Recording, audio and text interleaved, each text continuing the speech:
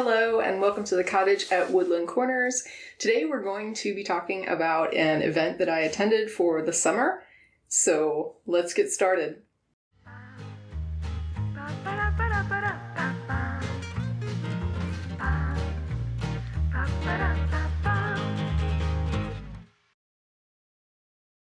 Most of the professional events that I attend have to do with dinners and maybe presentations, something to do with continuing education credits, very dry professional stuff. So things that would benefit me as far as business and career, but not necessarily something that would be interesting to share with a broader audience that wasn't really interested in this.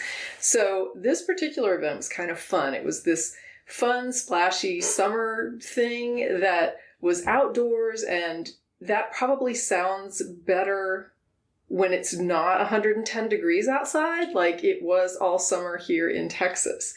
So when I got this invite, I thought, that's a little bit hot for doing this, but it was under a large covered area, a large pavilion that they had rented out at a local park. And everybody knows how I am down with local parks. I like the idea of local parks and green spaces, especially in suburban or urban areas. And I wanted to support this event. I also thought it was a good chance to maybe bring somebody and have some fun, because they did have some fun things that were planned. There was a barbecue dinner. They had a snow cone mobile that was going to be there, and like all you could eat snow cones the whole time you were there.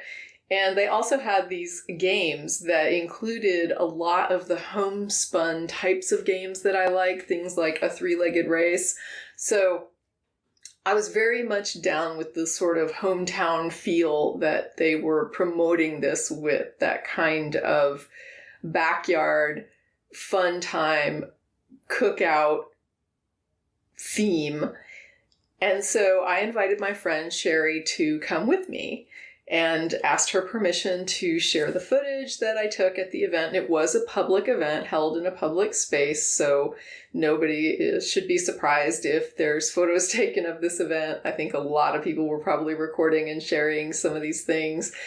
But we had a really good time, and we also had these little raffles that were going on. And I'm not really lucky when it comes to raffles, but my friend Sherry, for some reason, has considerable luck with raffles.